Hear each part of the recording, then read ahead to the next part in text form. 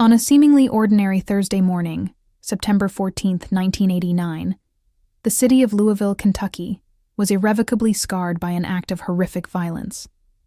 What began as a typical workday at the Standard Gravure printing plant quickly descended into chaos, leaving a community in shock and forever changing the lives of countless individuals.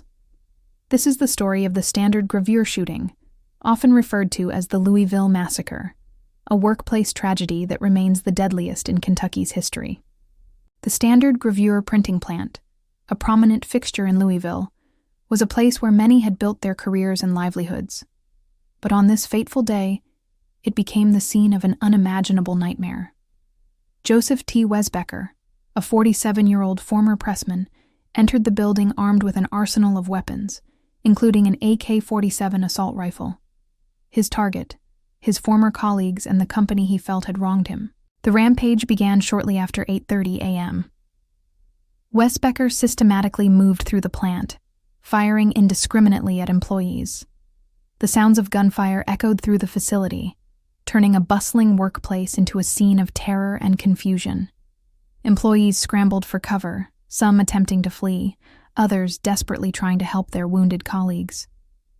The attack lasted for approximately 30 minutes, a horrifying eternity for those trapped inside. By the time the gunfire ceased, 8 innocent lives had been brutally taken, and 12 others were wounded.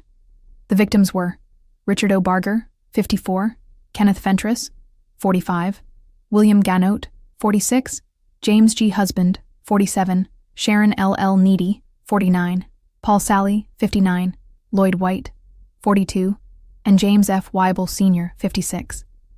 These were fathers, mothers, sons, and daughters whose lives were cut short by an act of senseless violence. Their families and friends were left to grapple with an incomprehensible loss. The perpetrator, Joseph Thomas Wesbecker, was a man with a troubled past. Born in 1942, he experienced a difficult childhood, losing his father at a young age and spending time in an orphanage.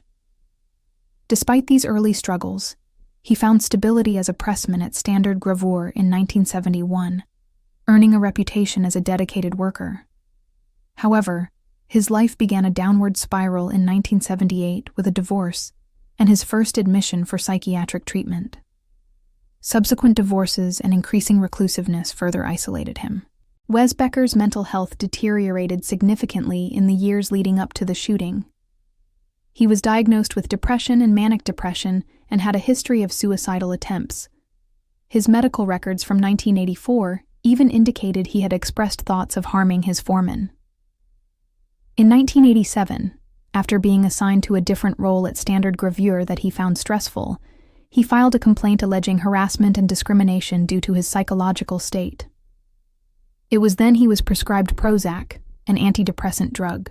The aftermath of the shooting was marked by profound grief, a desperate search for answers, and a landmark legal battle. Families of the victims and survivors filed a high-profile lawsuit against Eli Lilly and Company, the manufacturers of Prozac. The lawsuit alleged that the drug contributed to Wesbecker's violent behavior, a claim that sparked a national debate about the potential side effects of antidepressants and corporate responsibility.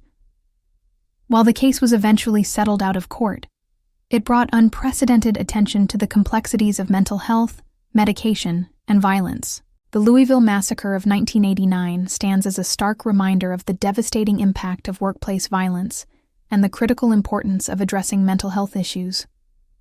While the physical scars of the Standard Gravure plant may have faded, the emotional wounds and the memory of those lost continue to resonate within the Louisville community.